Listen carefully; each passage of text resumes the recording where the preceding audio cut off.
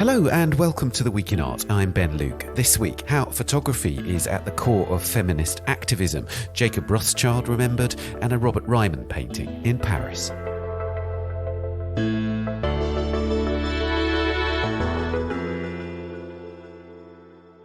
For International Women's Day on the 8th of March, the South London Gallery is opening the exhibition Acts of Resistance, Photography, Feminisms and the Art of Protest. Activism and photography have long gone hand in hand, of course, but this collaborative exhibition, organised with the Victoria and Albert Museum, attempts to capture a new chapter in this distinguished history with a particular focus on feminism across the world. I talked to Sarah Allen, the head of programme at the South London Gallery, and Fiona Rogers, the V&A's Parasol Foundation curator of women in photography, about the show. The financier, philanthropist, collector and leader of cultural organisations, Jacob Rothschild, died last week at the age of 87. I talked to Anna Summers-Cox, the founder of the art newspaper, who interviewed Rothschild on numerous occasions about his impact on the visual arts and heritage. And this episode's Work of the Week is Adelphi, made in 1967 by Robert Ryman. It's one of around 50 pieces by Ryman in the exhibition The Act of Looking, which opened this week at the Musée de l'Orangerie in Paris. Guillaume Fabius, the co-curator of the show, joins me to discuss the painting. We have a new subscription offer for the art newspaper, up to 50% off our annual subscription packages. If you subscribe before the 14th of March, you'll receive our bumper April issue with a Venice Biennale guide, the Art of Luxury magazine, our annual attendance figures report, and a supplement on the Expo Chicago Art Fair. Do also subscribe to this podcast and our sister podcast, A Brush With, wherever you're listening. And please give us a rating or review on Apple Podcasts. Now, to coincide with International Women's Day this week, the South London Gallery opened the exhibition Acts of Resistance, Photography, Feminisms and the Art of Protest. It's a collaboration with the Victoria and Albert Museum in London, whose collection of photography is one of the largest and most significant in the world.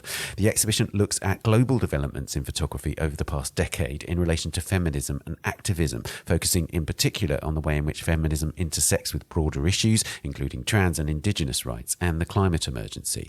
It includes several works in which social media and digital technology are used as tools for societal change, a key factor in what has been termed the fourth wave of feminism. Inevitably, the show focuses on numerous key events in recent history. They include the US Supreme Court overturning of Roe v. Wade, the ruling that stated that the Constitution of the United States generally protected the right to have an abortion, anti-rape protests in Bangladesh responding to the rise in violence against women and girls in 2020, and the ongoing protests against the regime of the Islamic Republic of Iran in the wake of Mahsa Amini's death in police custody in Tehran in 2022. Sarah Allen, the head of programme at the South London Gallery, and Fiona Rogers, the V&A's Parasol Foundation curator of women in photography, are the show's curators, and they took me on a tour.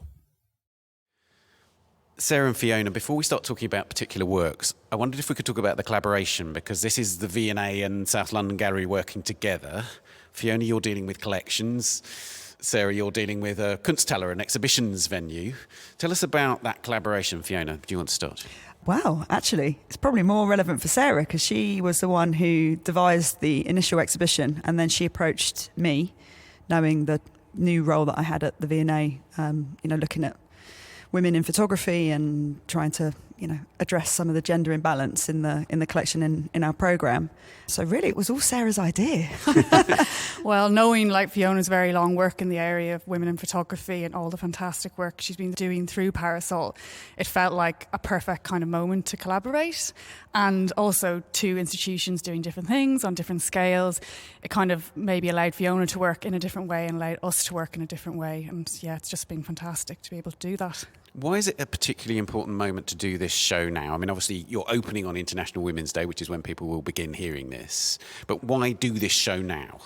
I mean, I feel like very lucky that I have this role and this focus. But I think, obviously historically, women have been overlooked by most of the major institutions. And so for me, it felt like a great opportunity to activate on some of the thematics that we've been focusing on with the V&A's Parasol programme, and quite a lot of the work we've been collecting and working with, and the artists that we've been collaborating with have been quite political artists. So it sort of felt like for me that was a good time to do a show that looked at some of those themes. But also obviously the world is on fire. I was going to say, Yeah, it's a moment of 100%. crisis too, Yeah, and in I so think many ways. the show, one thing to note about the show is it's super contemporary. So we're looking at the kind of period circa 2010 to the present day. And so we're dealing with issues that are very current, very present. Protests in Iran, the reversal of Roe Wade, all these things. So much has been achieved in relation to women's rights, but we can't be complacent about that. And I think the last 10 years have shown us that. So this constant need to platform these artists and to be having these discussions. So It feels an especially international exhibition, and that seems very deliberate, Fiona, in the sense that just in the site of where I am now, we've got Bangladesh, we've got Iran, we've got the US. So there's a sense in which this is a global struggle to a certain extent. Yeah, and I think we were very conscious also, to white British women that, we wanted it to reflect what was happening globally and, the contemporary issues that women are facing every day. But we also wanted to reflect this idea of, sort of fourth wave feminism and sort of challenge some of those concepts and look at maybe where the parallels are for women globally, the sort of, transnational solidarity, and as we move to sort of more intersectional feminism. So a lot of the artists look to those different themes. So, Sarah, can you define fourth wave feminism? It's a much debated topic. There are books about this subject. But fourth wave feminism in relation to third wave feminism. And also there's a sort of crisis in feminism to a certain degree too. There's a huge debate, particularly in the UK, for instance, in relation to trans rights versus gender critical feminists and so on. So again, it seems a particularly acute moment to address feminism and how artists are responding to it, right? 100%. I guess fourth wave, like as we said, is very debated. Academics haven't really written about it, probably for the reason it's too early really to kind of historicise it in that way. But I suppose some of the emerging concerns of this so-called fourth wave is primarily the emergence of the internet and social media as an avenue of activism, as a space of consciousness raising as well, space to organise. You see that come out through some of the artists like Hoda Afshar and also Sophia Karim. So the internet is really key, but also the point you make about really foregrounding intersectionality. What is the nature of interlocking oppressions? That is really defining the fourth wave. Of course, it did also in the third wave, but ever more increasingly important for artists working in the last 10 years. Right. And you see that come out through the show as well. Absolutely. And you see the internet writ large literally in the imagery, don't you? So it's not just that people are researching on the internet, but there are literal, let's go and look at this piece over here by Sophia Karim. I'm looking at a bag here, which has a Twitter post on it. So tell us more about this work. Yeah, so actually by trade she's an architect, and funnily enough, she was one of the Jamil fellowships that we run with the V&A. We run a prize with the Jamil Foundation, and this work has actually now been acquired by the V&A within our Asia department. But this work also looks at, about global solidarity for women, and she's using internet-sourced, open-source material, or working with photographers that are actually predominantly male photographers that are on the ground in places like Bangladesh, documenting protests and female uprising. And this is a work called Turbine Bar, which it was the largest gathering of women in our lifetime, but generally quite underreported. And so this work sort of seeks to highlight some of the uprisings and the protests that the women were having across many different topics, the caste systems, but also the rape in Bangladesh, different rules that were governing India at the time. And so she's producing these samosa bags as a kind of vehicle, I guess, to get the work to travel further afield. Right. And the samosa bags almost comes from a kind of chance event, Sarah, where she was served a samosa bag which had this sort of scrap of paper 100%. which was used to form the bag, and she thought, it's almost like she had a sort of an epiphany being served that this could be used for art. Well, absolutely. And the fact that the bag was court proceedings. And at the time, her uncle had actually been imprisoned. He's a photojournalist as well. And she was wondering, am I going to see the court proceedings of my uncle appear on a samosa packet? And so it was, like you say, that light bulb moment where she then thought about how I make art that connects kind of transnational struggles as a way to kind of support artists too, because a lot of the images are other photographers that she works with. So she's getting their photography out into the world and having them credited is really important. She even accesses recent photography in relation to Israel-Palestine in the last 2 bags on this shelf. Absolutely, yeah. She's very active and very vocal on that area. And, you know, it's activism on varying registers in this show. And on the back of that particular bag we're talking about is her daughter's homework. So there's kind of this, you know, mixing of activism and life. And you see that come out through many artists in the show. The two things are very interwoven. Of course, one of the biggest movement for protest among women is in Iran. So can you tell us more about this really dramatic work which hangs in the centre of the show by Hoda Afshar?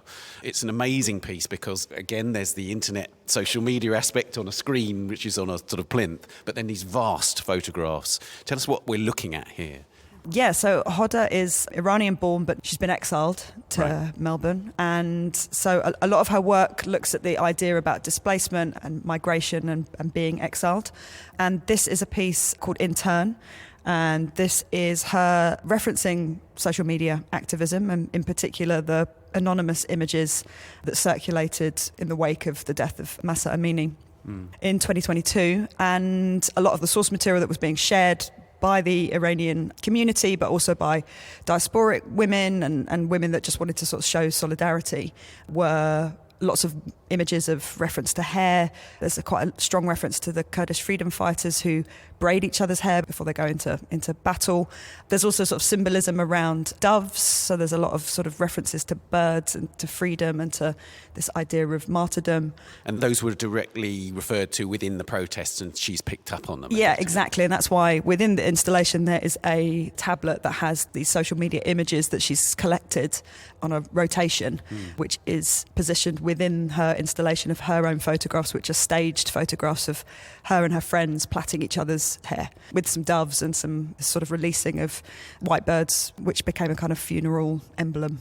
Sarah, you mentioned the fact that this show has a very intersectional outlook. On the other side of where we're standing now are these amazing, really dramatic, deeply poetic but profoundly disturbing images which relate to the women's struggle in relation to climate change and the climate emergency. Tell us more about them. Absolutely, yeah. So we're in this section of the show called Feminist Futures. So within this section, we're talking about Pulumi Basi's work. And so it's a speculative fiction. What would the world be like without the power and the spark of women? And as you say, it's quite a desolate landscape, quite dystopian. So trying to make the point that the world will kind of wither and die without kind of investment in women and girls. And, you know, Pulumi is someone who spent their whole life campaigning for women and girls. And she partnered with WaterAid for this particular commission. So again, in this section, we see artists partnering with big charities or big institutions as a kind of tactic to amplify their message. One of the things that's really striking is there's a sort of magic realist tradition that she's operating in. And it's about using modes which have been both literary, filmic, and then in terms of visual arts, of course, but re-employing them for a new purpose in a way.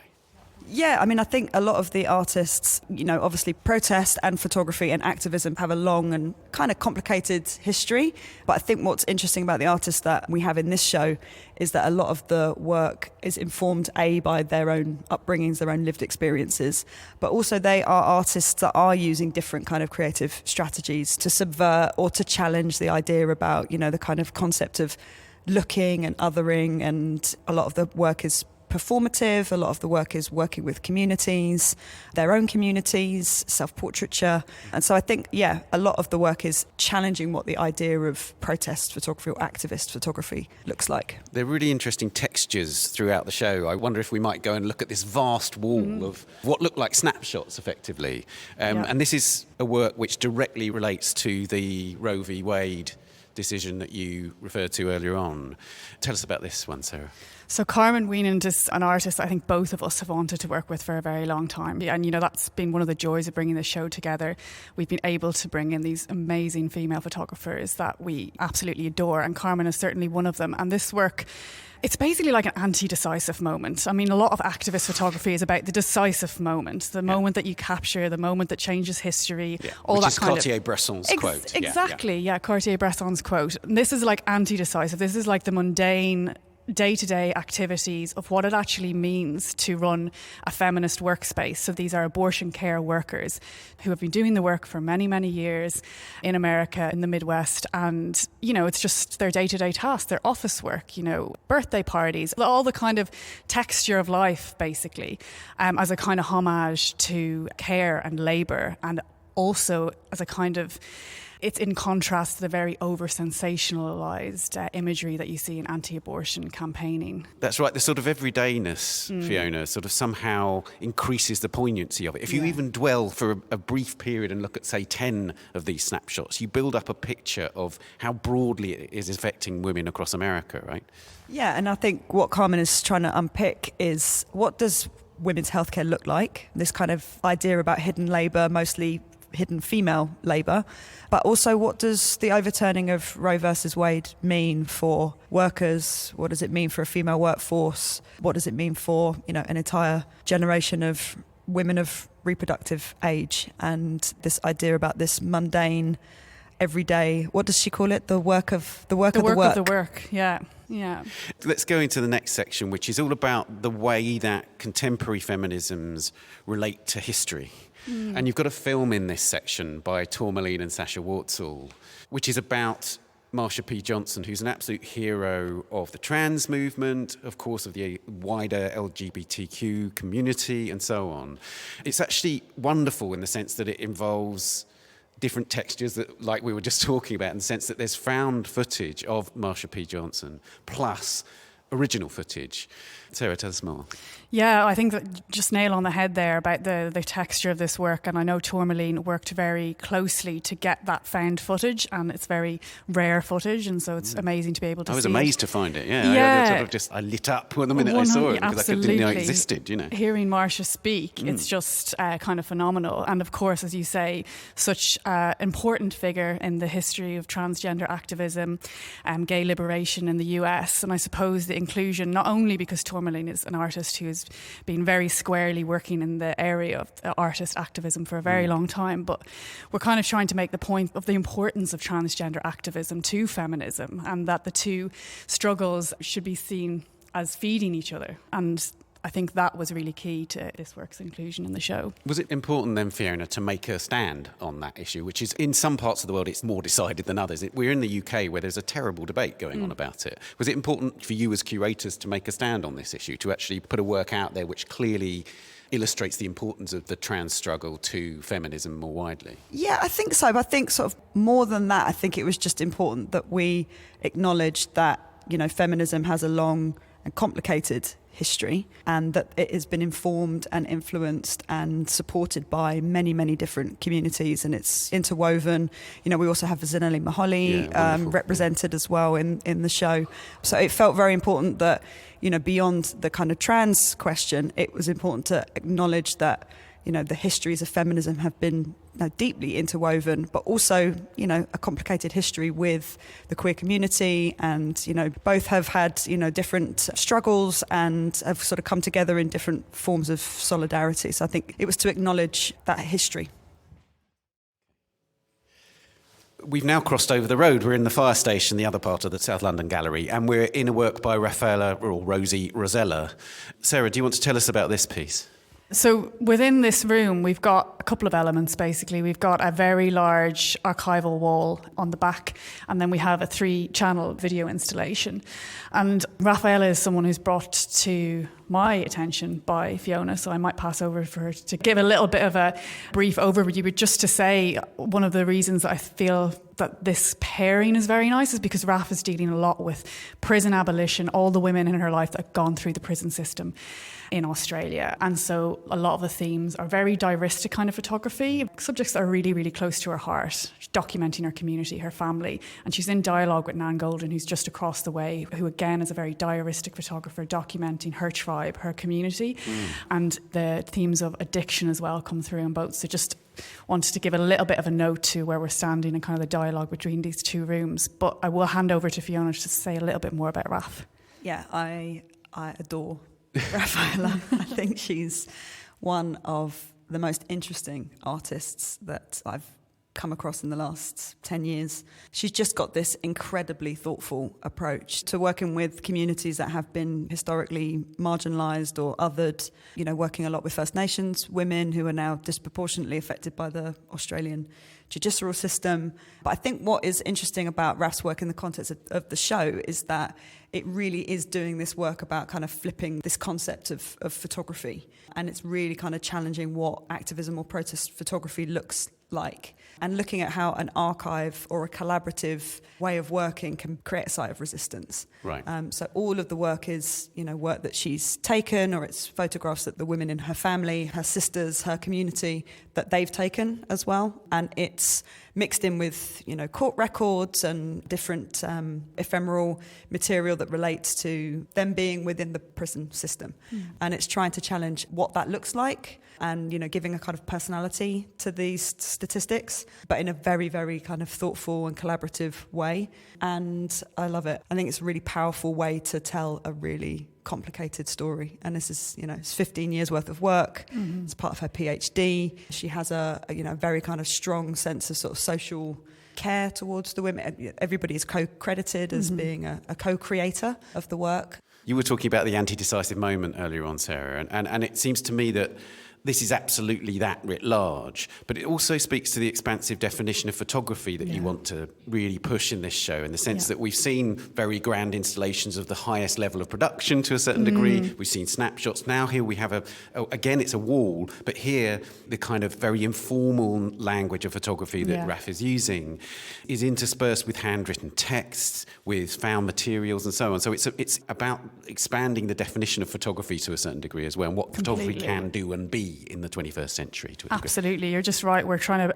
really give a platform to those artists who are rethinking what photography as activism looks like, who are pushing that in the contemporary moment, as it does have that domestic feel. And we were delighted to put it in this space because it is a domestic space. We've got the radiator, we've got the curtain. It just has that really homely feel, and all of that comes out through the kind of handwritten notes. And the archive is so important to Raf, like the power of the archive, and of course like the idea of prisons and the kind of archival documents that would relate to all the women that she knows have gone through the prison system. And how can we counter that? How can we create a counter archive, something that centres like care and love and creates a more gentle representation of life against that kind of bureaucratic system? And the other fantastic thing I should note is that this work has actually led to reduced parole sentences. It's been used in courts, so it's taken outside of the gallery and becoming like an actual act of resistance in the real world. Fiona, picking up on what Sarah's just said, this idea of photography as an actual benevolent force, that is to say, it is not just an aesthetic means of representation, it has an active role in people's lives. And it strikes me, looking all across the show, that so much of it is deepening social situations rather than trivialising, which is so much of what we see in terms of media and so on. It seems to me that you're making an argument not just for the breadth of photography, but for the importance of photography today.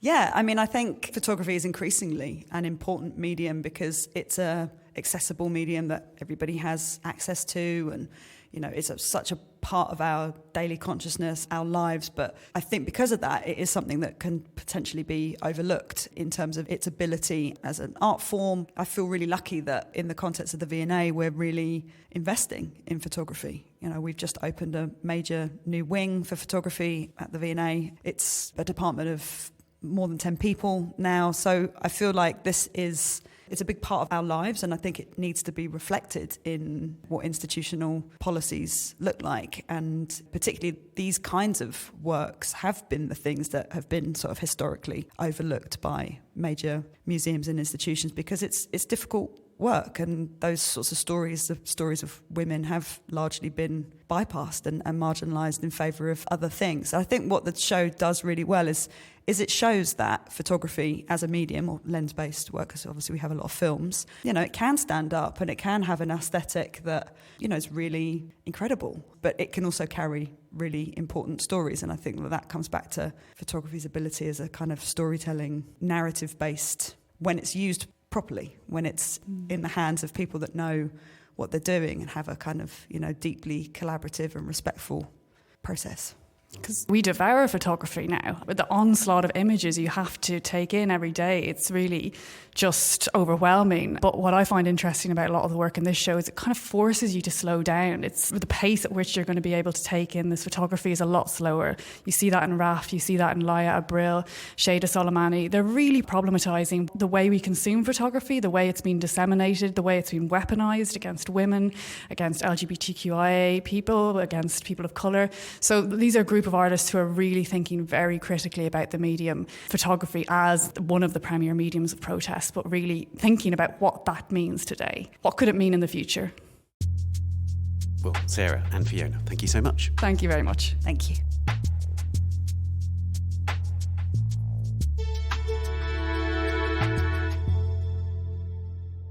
Acts of Resistance, Photography, Feminisms and the Art of Protest is at the South London Gallery in London from the 8th of March to the 9th of June. Coming up, Jacob Rothschild remembered and a Robert Ryman painting in Paris. That's after this week's news bulletin. A Paris court this week found that the French-American dealer Guy Wildenstein guilty of tax fraud and has sentenced him to 4 years in prison, 2 of which are suspended. He was also fined €1 million. Wildenstein is the president of the Wildenstein & Co. Gallery in New York and the patriarch of one of the industry's most established art-dealing dynasties. Today's verdict ends a lengthy legal saga centred on Wildenstein hiding a vast art collection to avoid paying a hefty inheritance tax bill. In the same ruling, the court also gave Wildenstein's nephew, Alex Wildenstein Jr., a 2-year suspended prison sentence and a €37,500 fine. The case concerns the estate of Daniel Wildenstein, Guy's father, who died in 2001, and Alec Wildenstein Sr., Guy's brother. The Court of Appeal found them guilty of concealing an enormous estate via trusts. In addition to various properties in Kenya and New York, the assets included paintings valued at €1 billion, including those by Bonnard, Fragonard and Caravaggio. Alex Sr.'s widow, Lioba Stupakova, was given a 3-month suspended sentence for complicity in money laundering. More than half the countries that signed a declaration endorsing the Washington Principles, a set of standards meant to guide the return of art looted by the Nazis, have made minimal to no progress in returning stolen property in the 25 years since the principles were drafted, according to a new report released by the World Jewish Restitution Organization on Tuesday. The Washington Principles encourage countries to identify and research cultural property that may have changed hands during the Second World War and to return work that was looted, confiscated or sold under duress. Of the 47 nations that endorsed the 2009 Terezin Declaration relating to property seized during the Holocaust, 7 have made major progress, 3 have made substantial progress, 13 have made some progress, and 24, including Brazil, Denmark, Spain and Russia, have made little or no progress. A circular stone plaza in Peru is one of the earliest known megalithic structures in the Americas, archaeologists have revealed. Located at the archaeological site of Calakpuma, 550 kilometres north of Lima, the plaza was built around 4,750 years ago and may have had a ceremonial function. The Calakpuma Archaeological Project began excavating the plaza in 2018. Their work revealed it to be formed of 2 concentric stone circles with an external diameter of 18 metres. The ancient builders stood each megalithic stone upright, close to one another and without using mortar, in contrast to many other Andean plazas of a similar date, which were constructed from stone masonry walls. The plaza may have been ritually closed sometime between 500 and 200 BC. To read these stories and much more, visit the website or the app. Now, Jacob Rothschild, a leading figure in the British art world as patron, collector and leader of institutions including the National Gallery, National Lottery Heritage Fund and Waddesdon Manor in Buckinghamshire, one of the last surviving great buildings constructed by the Rothschild family, died aged 87 last week. Rothschild had a career as an investment banker that was impressive even by the standards of the famous banking dynasty from which he came, but his impact on the world of visual arts and heritage is what makes him a singular figure in British culture over the past few decades. Anna Summers-Cox, the founder of the art newspaper, interviewed Lord Rothschild on numerous occasions over the decades, and I spoke to her about his impact. Anna, before we talk about Jacob Rothschild's achievements in the arts, you knew him, you interviewed him several times. Tell us about your memories of the man. Highly intelligent, quite diffident, but at the same time exceedingly aware of how intelligent he was. He was above all a clever man. He came from a really clever family. He was also not particularly personally rich until quite late on in his life. And while of course he lived in considerable style, I mean, he had a butler and all the rest of it, he was certainly not the kind of person who went in for night clubbing, yachts and so on, like his son. One evening I was having a drink with him and his son, Nat, stormed in and said to him, "Are you going to the party?" wherever it was, the next 2 days. And Jacob said to him rather dryly, "No, it takes too long to get there." And Nat said, "Why don't you take a helicopter?" Jacob said, "That's a real waste of money." Because he was annoyed because he knew that his son was showing off and he wouldn't have taken a helicopter anyway. He was an old-fashioned English gent. He wasn't jet set and he certainly didn't want to be a celebrity. Right, and that sort of money management, as it were, was a crucial part of his life. He was clearly somebody who had an idea of how to run organisations, and they might be those closest to him in terms of the Rothschild property and so on, but also public institutions. Well, I mean, he did something absolutely radical with the National Heritage Lottery Fund, of which he was the first chairman, because he'd realised that what had emerged in the previous decades was that there was a kind of split between art historians, directors of museums and management, and a kind of caste struggle between them. And he thought, well, this is not a good way to go forward. So when people were putting in for the lottery funds, not only did they have to raise 25% on their own account to show that there was local support for whatever it was and that they were competent, but at the same time, they had to produce a business plan for the future to justify whatever it was that they wanted to do. And they could only get the money for sort of capital projects and expansions and modernisations. To which most of the directors went, "Duh, how do you do that?" And he said, "Well, I will give you funding to employ management consultants." So they suddenly got a crash course in how to actually do forward planning. So this meant that British museums, I mean big, little ones, all learnt to get over their fear of numbers, projections, organisation. That was an incredible change. He did that in just 4 years because he looked at this great wallop of money and thought, we can't just hand it out and let people spend it in a feckless, arty way. People have got to learn how to direct things. Right, and it was curious, wasn't it? Because he was running the National Heritage Memorial Fund, which was a much smaller organisation concerned with grants and so on. And basically, the British government and others realised that there was no organ for sorting out lottery funding, which was this new thing which had come into British culture at that time. So it was kind of thrust upon him to take up that mantle, wasn't it? Yeah, I mean, I think he was somebody who enjoyed seeing challenges, things that could be improved. And he wanted things to be lasting. He didn't want something just to happen and then that was the end of it, at Waddesdon, for example, which was his big house, he wanted there to be proper curators so that things would be studied and communicated. And he also taught me something about PR, which was quite interesting. One of the first things they bought with the National Heritage Lottery Fund was the Churchill papers. And there was a huge scandal in the press about this. What are they doing, paying the family of the former Prime Minister for papers, which should be public property anyway? It was sort of 13 million or something like that, wasn't it? Yeah. It was quite a lot of money at that time, especially. And he was a bit shaken by that. And I was talking to him about that afterwards. He said, well, after that I realised what you had to do. You had to actually just keep passing out lots and lots of little press releases about little small projects, at which point the press would get really bored and they would stop looking at stuff coming from the National Heritage Lottery Fund. Swamp people with too much information if you don't want them to pick on stuff. I've never forgotten that. That was really, really clever stuff. It was probably only you and Martin Bailey, our illustrious colleague, that actually did keep reading them, Anna. Yeah, exactly. Yeah. He was, of course, chair of the National Gallery in London at a particularly sort of tumultuous period for the organisation, or rather he took on the National Gallery just as it was in the wake of a tumultuous period around the Sainsbury wing and the previous building, which was called the Monstrous Carbuncle by the then Prince of Wales and now King Charles. What do you make of what he did at the National? I mean, Jacob is a modernist, but he is not a wild modernist, and he certainly would have thought that the proposed extension was pretty ugly. I mean, this is a great thing about rich people. Rich people know each other and they trust each other. So he got together with his friend John Sainsbury, head of the Sainsbury family, and said, OK, well, what can we do about that? And they got Robert Venturi in, who did that kind of concertina neoclassical extension, which is, polite, as they say. But it resolved a very sort of awkward moment because actually what the Prince of Wales had said expressed what a lot of people felt, and really quite sort of illustrious people felt, but nobody had dared say it before, because the orthodoxy was everything has to be modern, different, a new statement. And just very quietly, relatively quietly, shall we say, that new building appeared, and it caused great excitement at the time. And now nobody can quite remember what the fuss was all about. Well, now the fuss is about that polite building being taken apart. Exactly. Yeah. And of course, in that time, the National Gallery didn't just expand. It seems to me that he was quite instrumental in the way that the gallery was refurbished and the way that it now looked, and it sort of set the plan in a way for that original building to be put back to the sort of grandeur of its original form. Yes, that was a discussion that had been going on for a few years.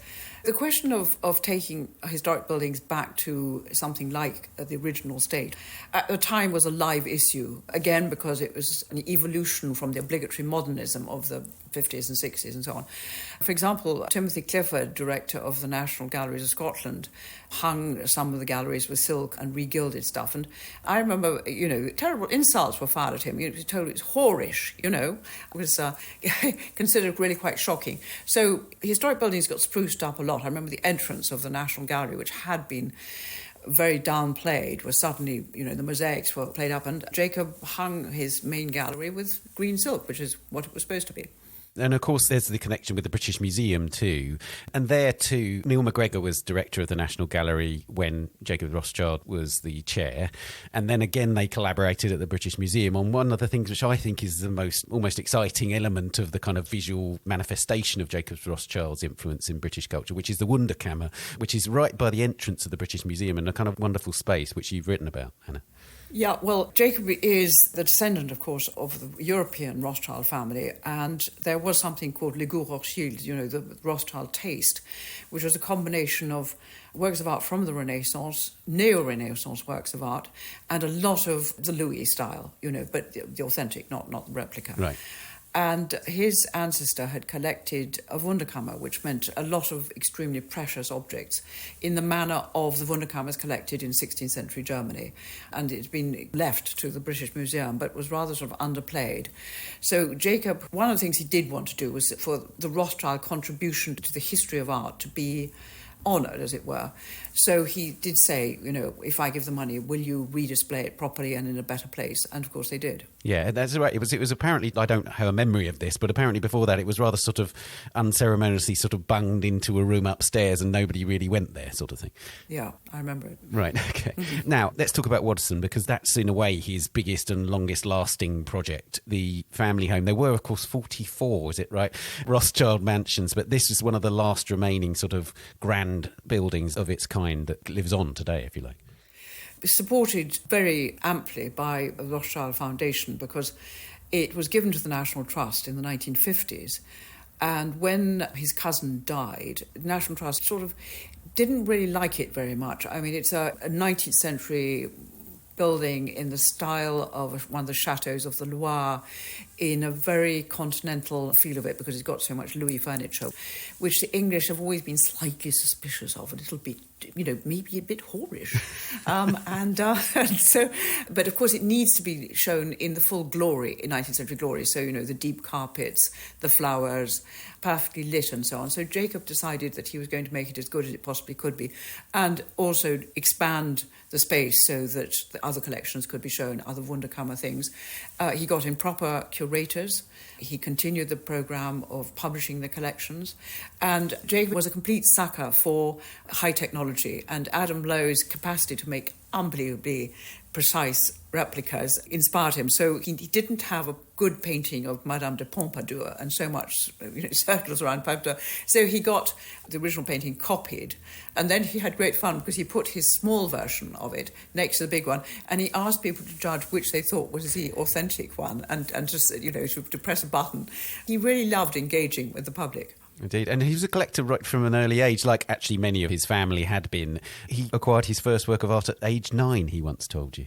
Yes, I think he was given a small fund, Simon Bussy, not a household name by any means. No. But certainly he wasn't a sort of obsessive collector, but if he saw something nice and an opportunity, he would buy it. I mean, for example, he had a very large collection of classical vases, which suddenly came up somewhere. He bought the whole lot. Edmond de Waal he liked, partly because he also liked Edmond de Waal's hair with amber eyes. So, he liked the man. They had a Viennese connection, didn't they? So they obviously saw each other as kindred spirits to a certain degree. Yes. There's something else I'd like to bring up, which is the question of Somerset House.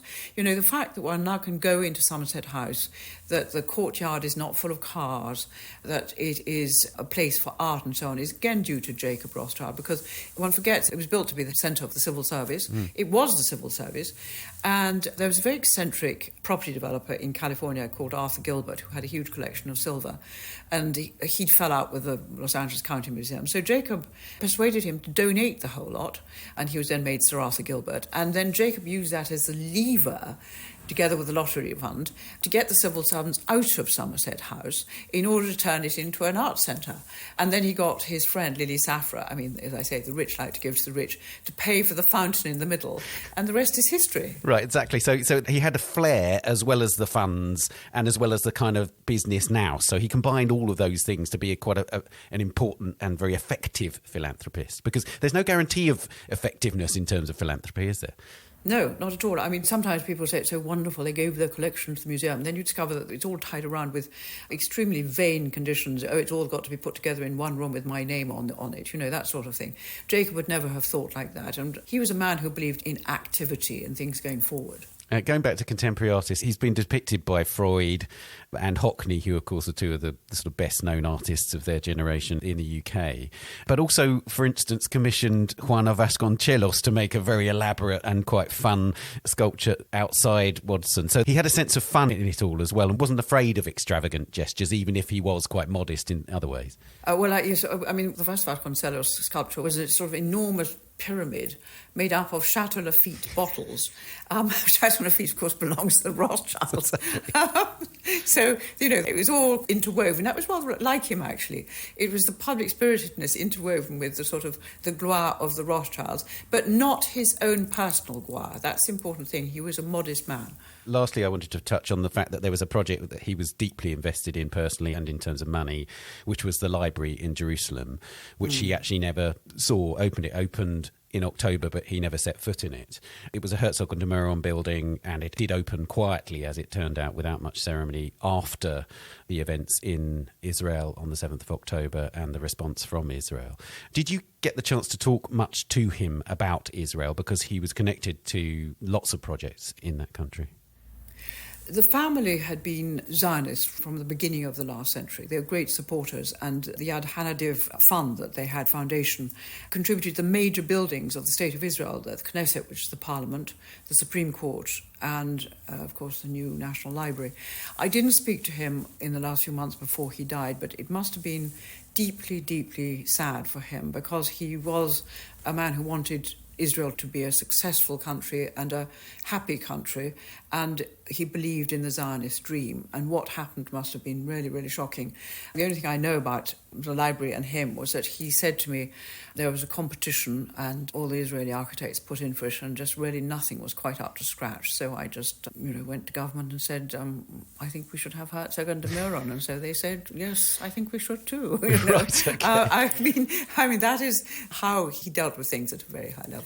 I mean, aside from his obvious commitment to and connection to the State of Israel, he did always try to help Arab projects as well, I understand, and funded educational projects and so on, and apparently intended that Jerusalem very much to be accessible to people from every faith, etc. So he was not just purely a Zionist. He wanted peace in that territory. Is that right? Well, I think the trouble is that the word Zionism has now become a dirty word, but it wasn't 100 years ago.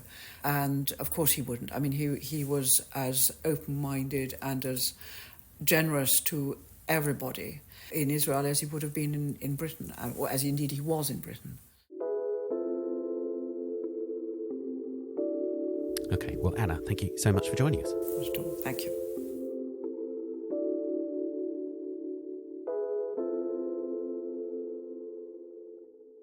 You can read our extensive obituary of Jacob Rothschild and Anna's interviews with him on the website or the app. And finally, it's time for the work of the week. The Act of Looking is the title of a new exhibition at the Musée de l'Orangerie in Paris, exploring the long career of the US painter Robert Ryman, who died aged 88 in 2019.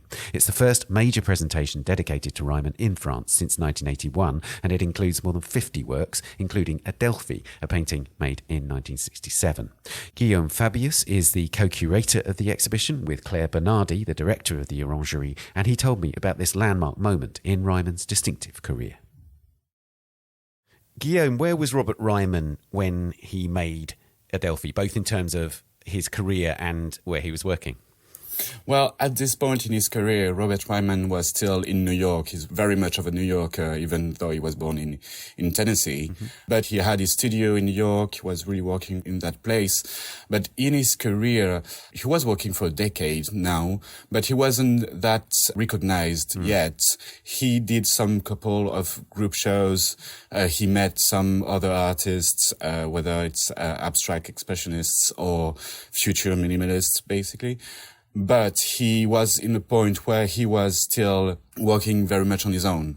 And that's one of the things to really emphasise, that he didn't identify with any school, really. He's always grouped with minimalists and conceptualists and so on, but he was very much an individual artist, wasn't he? Exactly. He knew a lot of minimalists. He worked with Donald Judd and Sol Lewitt at the MoMA. He was neighbors with the Mengolds and Eva Hesse. Mm-hmm. So he knew all those groups and artists. It was really close with them. But he felt like he didn't relate with these conceptions of art at that point. He was very much of a painter. He was basically the only minimalist painter, if we would classify him as a minimalist. But he refused to be lumped in a group. He said about himself that he was very much of a realist because everything is real in his paintings, just paint, but it's real. That's the thing that's really difficult for some people who don't get Ryman to understand, isn't it? Yes. They're like, what's it about? And there's a misconception so often with his work that it's somehow blank. But for those of us that are enthusiasts, it's so loaded. There's so much going on. Yes, there's a sort of, in a way, there's a kind of narrow field of inquiry going on. But it's so intense, that engagement with paint, and particularly with the colour white. Definitely. It's full of everything. He's basically observing and working on every parts of every painting, whether it's the support, the surface, the light, the way to hang it, the space around it, which is also like a very huge concern for him. And that's what's happening also with Adelphi, the work we have at the show. It's a lot of things to consider, basically. And that's why it feels, when you don't really know Ryman, it can be easy to think it's a blank canvas, but it's really not. And there's so much to tell about every canvas. So tell us more about Adelphi then. It is on canvas, but there's this very important element, which is wax paper. Tell us about the form of the painting. So Adelphi was made in 1967. It's a large free canvas painted white, of course. But the important part is basically this kind of frame, which is not really a frame. It's also part of the painting.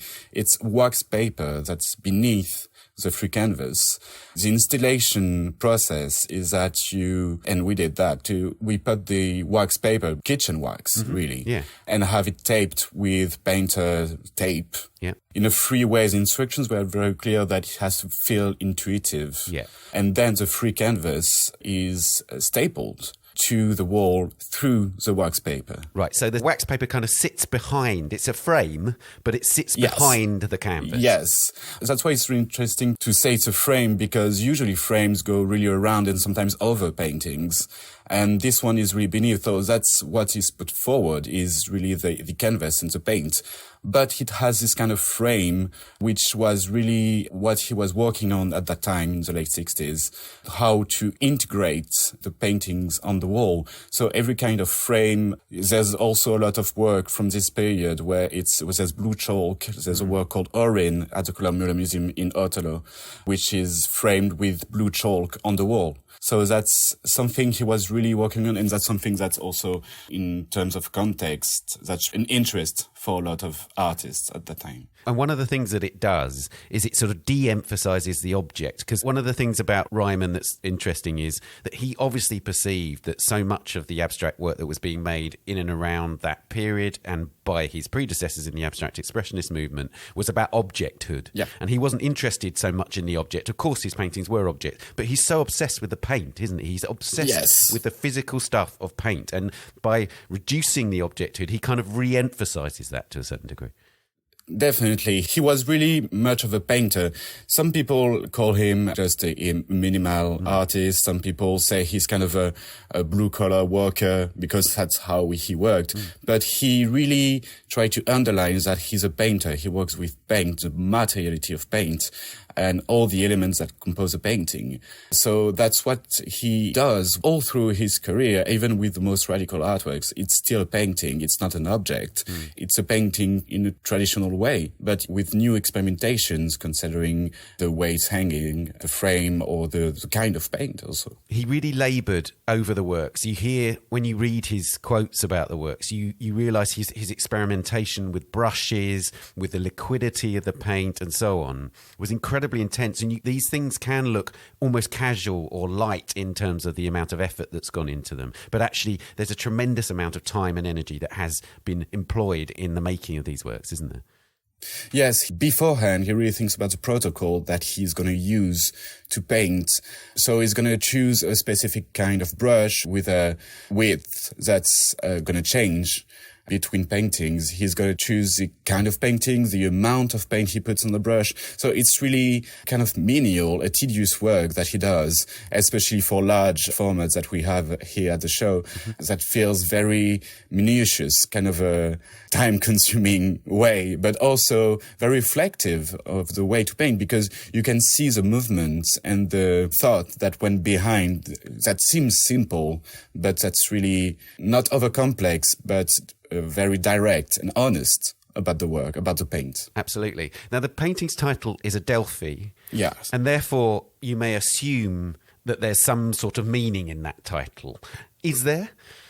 No, there's never a meaning in Ryman's title. A lot of them are untitled, really.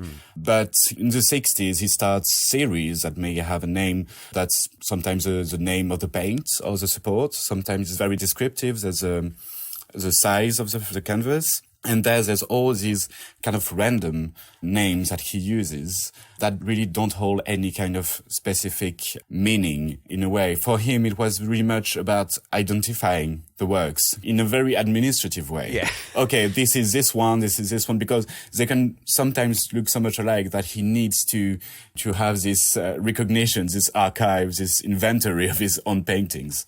Now, he showed this in Germany for the first time. And the interesting thing about Ryman is that although he is seen as a sort of great American painter today, he achieved recognition in Europe just as much as he did in the US at that time, and perhaps even more. Yes, that's what's really interesting.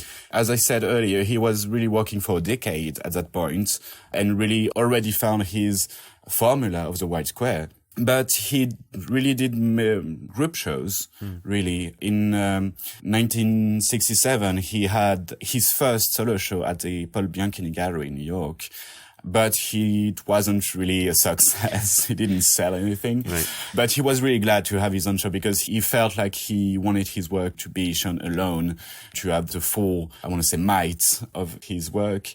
But at the Paul Bianchini Gallery, Konrad Fischer and Heine Friedrich went to see Ryman, and they loved it. And they both invited him to exhibit in Germany, so in Munich and Düsseldorf.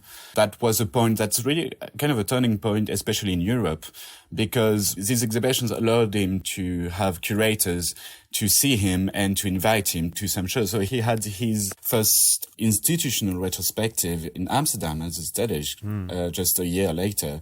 And then he was part of those landmark shows for minimalism and conceptual art in Bern when Attitudes Become Form, which are really kind of the defining moments in history of art, with these kind of exhibitions that define a movement. But as we said earlier, that it's interesting because he was in those shows, but he's really kind of around it. He was not really invested in these making history moments when artists and curators were all looking to find ways to have an impact on art and the public as well. And Ryman was basically just there and he was fine with it. It's really interesting. But that's really the moment when he got the recognition after really more than a decade of work. That's right. He wasn't sort of era defining. And one of the things I've heard about him is that he didn't really have ambitions to sort of compete with artists around him or in some way to insert himself into the history of art. He was just so concerned with just making the work. Yes. And then, yes, of course, he wanted to continue making it and show it and so on. But there weren't sort of grand ambitions about his place in art that he wanted to achieve. No, that's what we really like also about working Ryman. He has this humility on his own work and in his own person as well. He's just a painter and he paints and that's just what he does. And that's really interesting because he's in a moment, in a context that really, especially in New York at the time, that's really, there's a lot of things going on, especially in art and all kinds of art as well. And he's hovering around and really going to work at 8 a.m. and painting and then going back home. Yeah. That's why some people like to see him as a worker, blue-collar worker, because there's this humility and hands-on practice. Absolutely. That he likes. The thing is also with his formula of the white square, it's infinite. So he has to keep going to find new ways to rearrange the fundamentals of painting through the white square. So that's why he has to keep going every day to work. But the thing is, his work also needs to be shown in galleries and institutions and museums because he has this really peculiar way to have his artworks hanged on the wall, what we discussed with the frames, for example. So he's really working on the frames, the space around the works, the lighting. He needs particular conditions for his work, doesn't he? And Definitely. I think one of the things I've always been struck by is that Ryman's work, if you see it in a group show, it's great. It works wonderfully in its own way. But when you see them all together, there's something amazingly impactful about that. And you must have experienced that as you were hanging this and seeing Adelphi Immensely. alongside its colleagues, alongside these other works. It really makes a massive impact, doesn't it, when they're all together? Exactly. And that's what we heard about also with the public, is that it's difficult to see a lot of Rymans in the same place. And that's something, I think, to see the full extent of his career is really something that's necessary to understand his practice. Because when you have so many artworks, we have almost 50 artworks from all his career, seeing all of them shows that it's not just a white square. It's so much more than that. Really, it's a basis. It's something that it's a formula that reveals so much more. And when you have just one or two, maybe you can see, there's a difference. It's very minimal. And when you see him with other minimal artists, it fits with them. But seeing him, only him, and with so many different artworks from different time periods, it really shows what he wanted to do. That it's exploring paint. Really. And it's as easy as that. That's why it's important to have many artworks. And lastly, of course, you're showing him in the Orangery. And Ryman was a bit tricky about influence, wasn't he? Obviously, he had looked at the history of painting and so on, but he kind of resisted the idea that his work had hard and fast influences. But why is it important to show him in the Orangery, and what does it do, if you like? That was a really important discussion that we have with Claire Bernardi, who's the director of the Orangery and co-curator of the show.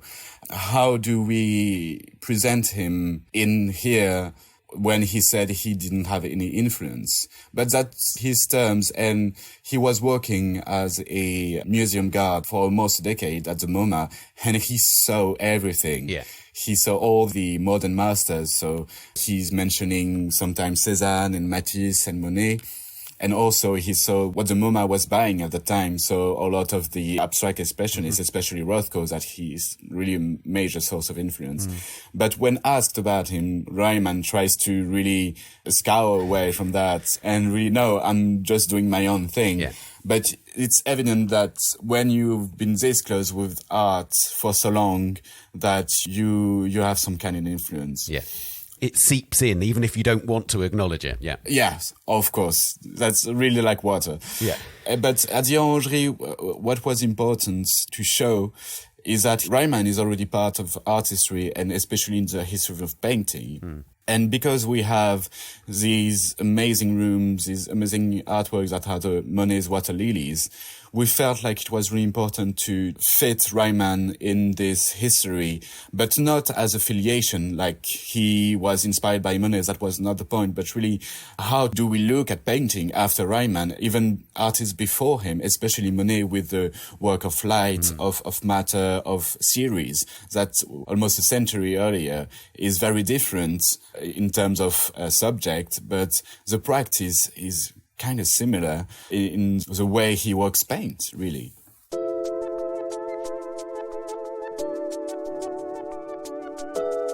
Well, Guillaume, thank you so much. Thank you so much for your time. Robert Ryman, The Act of Looking, is at the Musée de l'Orangerie in Paris until the 1st of July. And that's it for this episode. You can find us on X, formerly known as Twitter, @TanAudio, and on Facebook, Instagram, and Threads. The Week in Art is produced by Julia Michalska, Alexander Morrison, and David Clack. And David's also the editor and sound designer. Thanks also to Daniela Hathaway and to our guests, Fiona, Sarah, Anna, and Guillaume. Thank you for listening. We'll see you next week. Bye for now.